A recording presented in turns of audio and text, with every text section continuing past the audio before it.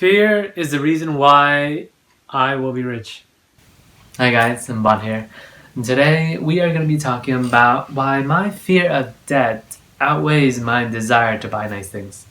Everybody wants that rich life, to have a mansion, to drive a nice car, and to eat at the fanciest restaurant out there. But what's the reality? The reality is that most people live in a 2-bedroom apartment, driving a beat-up car, and eating at McDonald's. To me, that is the very definition of hell. Now, I don't mean that there's anything wrong with living in a 2-bedroom apartment, driving a beat-up car, and eating McDonald's. I mean, I do that now. But to me, my definition of hell is to be stuck in that endless cycle, to be living in that apartment because you have to. It is one thing to live in an apartment because you choose to live in an apartment to save money, to build up for something better. But it's a completely different story if you are living in an apartment and working month to month and not have any extra money. So because I've lived that life, because I've been in debt that's way over my head, I know that that is something that I never want to do again, right? And that fear of being in debt pretty much drives me to be better at my finances and to work harder so that I can be rich and never have to go back there again. So here are 3 reasons why my fear of going into debt drastically outweighs my desire to buy nice things. Number 1. I hate the constant worrying. A few years ago, I was caught up in quite a dilemma. Within a span of 1 to 2 months, I had accumulated around $8,000 of unexpected debt. And as someone who's never had debt before, that was a horrifying experience for me. I would constantly worry about everything.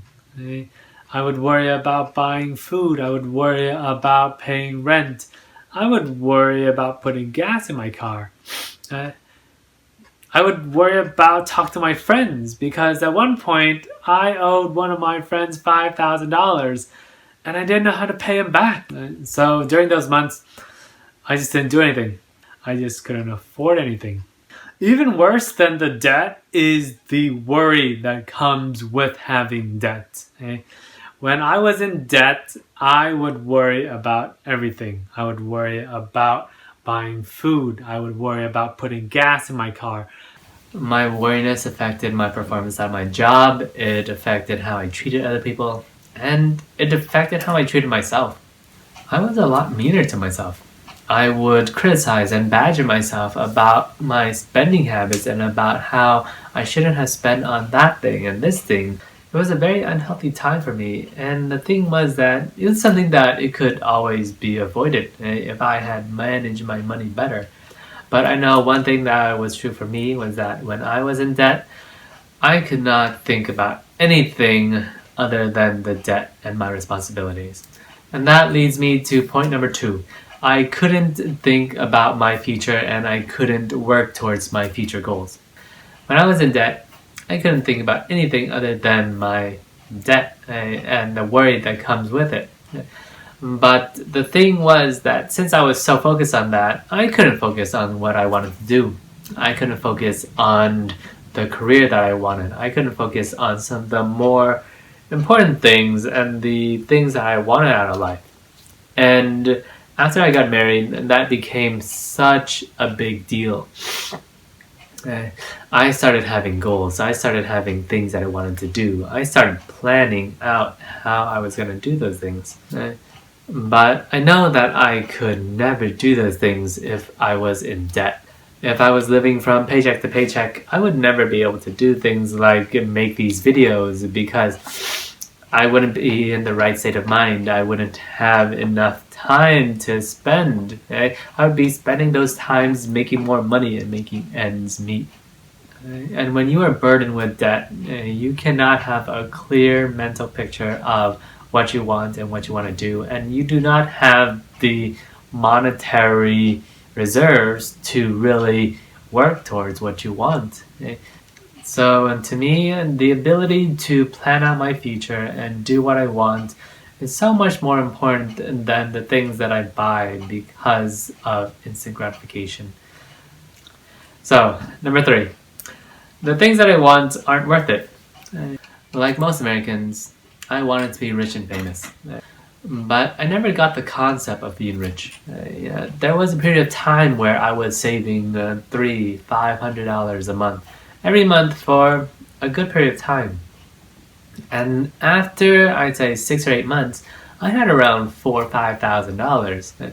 And when I had $4,000 or $5,000 extra, I felt that I was pretty rich, right? I mean, I could do whatever I want. I could buy pretty much a lot of things. So when I had that mentality, I started spending a lot more. I would buy better clothes. I would eat out more. And so after around 2-3 months, that $4,000 or $5,000 disappeared. And then I was right back to where I started. When I look back at it, 90% of the things that I bought aren't worth the price that I pay for it. Most of it was for instant gratification. I had wanted that thing for a day or 2 days or 3 days, and then when I bought it, that desire and that feeling to have it suddenly disappeared, and now it's just whatever. And that expensive meal that I went to with my friends, that definitely wasn't worth it because the food wasn't that good, and I did not want to spend $40 on that meal. And the way that I looked at it, everything that I paid for cost more than the actual price that I paid for it. So I'll give you an example. Let's say that I bought a computer for $1,000. Well, if I was making $2,000 a month, that $1,000 didn't really represent 2 weeks worth of work. That $1,000 actually represents 2 months worth of work. Because the most amount of money that I could save up at any given month was $500. I had to spend that other $1,500 on other expenses and necessities. So it actually took me 2 months to buy that computer. And so when I started thinking about it that way, I was very adverse to buying things that were very expensive. If I was going to spend $2,000 to $3,000 or $4,000 on something, on a trip or something, I would always think that, oh, how much would I have to work to make up that income? For me, $3,000 to $4,000 would usually take 3 to 6 months to save up that money again. So I would always think, is that 2 weeks vacation worth 3 to 6 months of me working really hard to save up that money again? And most of the time, the answer was no. It's not worth all that money to spend on buying those things. So that was for big purchases. But when it came to small purchases like a $5 meal or a $10 item, my thinking is actually like most people. It's only $5, it's only $10. I mean, it's not like a big amount of money. But a few weeks ago, I saw this video from Graham Stephan that said that whatever I was buying actually costs around 30% more than what I was paying for it. So I'll give you an example. Let's say that I wanted to buy a $10 item from Amazon. $10 includes the item and the shipping fee, so it's $10 in total. But when I spend that $10, I have to actually make $13 to make up that $10 because whenever I work, I get tax. So if I make $13, after tax, it would be $10. Okay? And then I would pay that $10 to Amazon to get me that item. So that item actually cost me $13 of my work.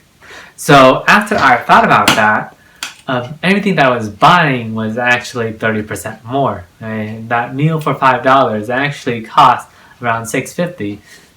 That bag of chips that cost $1 actually cost $1.30.